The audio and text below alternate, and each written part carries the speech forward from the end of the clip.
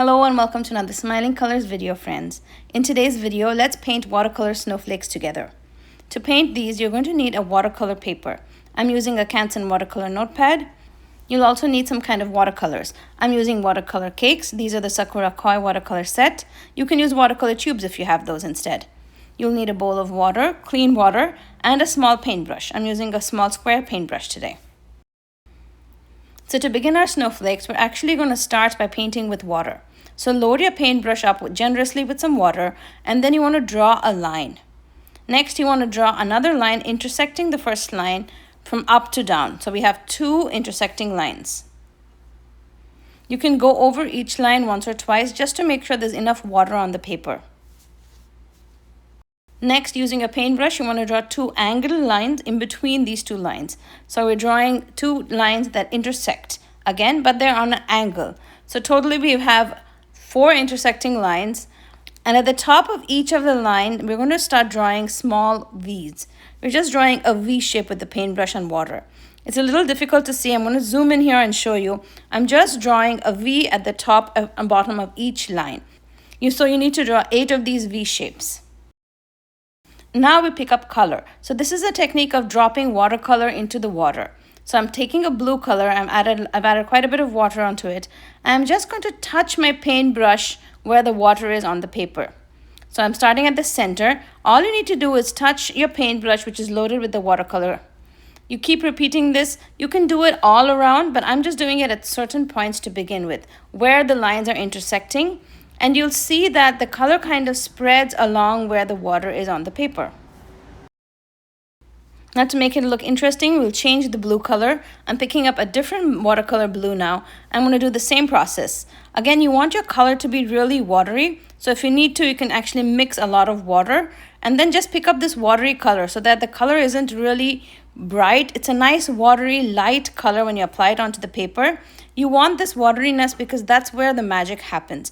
The water kind of blends and dries unevenly, and that gives that airy light watercolor effect.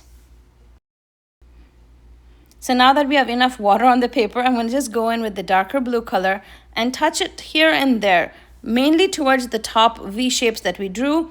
And what this does is it just adds a little more darkness of the blue to those tips.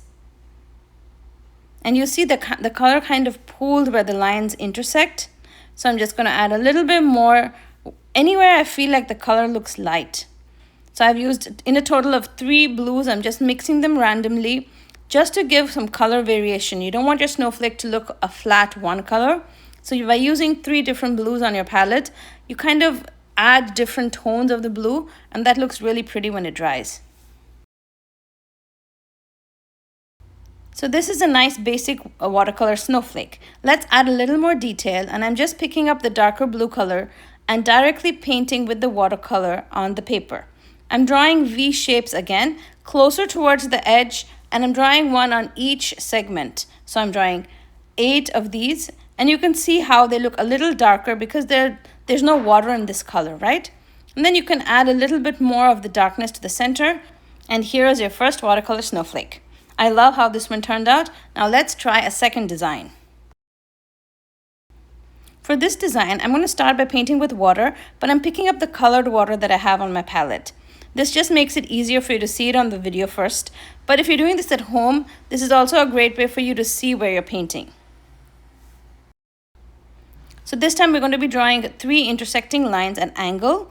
And you want to make sure that each of the lines are wet. They don't have to dry. You want them to be nice and wet. So I'm going over them and making them consistently wet and even. So now I'm going to add the 4th line. This is going to go from the top and bottom. Again, making sure that the line is even and it's staying wet for quite some time because we're going to drop colors into this. Now with the same water, we're going to start creating diamonds. So I'm drawing an upside down V or like a triangle shape in between each of the segments that we have. So this kind of creates a flower-like design in the center of the snowflake. So now let's start dropping in color. I'm going to pick up the darker blue and just add it toward the top of each line. Now I'm adding color towards the center. what happens here is that, especially in this angle, you can see wherever your paintbrush touches, the water guides the color. So the paintbrush just actually just touches the water. You're not touching the paper per se. You're just touching the tip of the water and the colors just bleed. Then you want to go and build your snowflake a little bit more and draw, again, simple V shapes along each of the lines. And here is how your snowflake turned out. I think you can just add more designs if you want to. So I'm adding little dots at the top of each of the line. A simple snowflake shape, but the wateriness makes it look really pretty and airy and beautiful. And here's how our watercolor snowflakes turned out today. This is a simple exercise, but it's so satisfying to create, and I hope you enjoyed today's tutorial, friends. On my blog, Smiling Colors, I have more snowflake design ideas for you, so stop by and check out the blog post. I'll leave a link to it in the description box. Till I see you again next time, happy crafting, friends!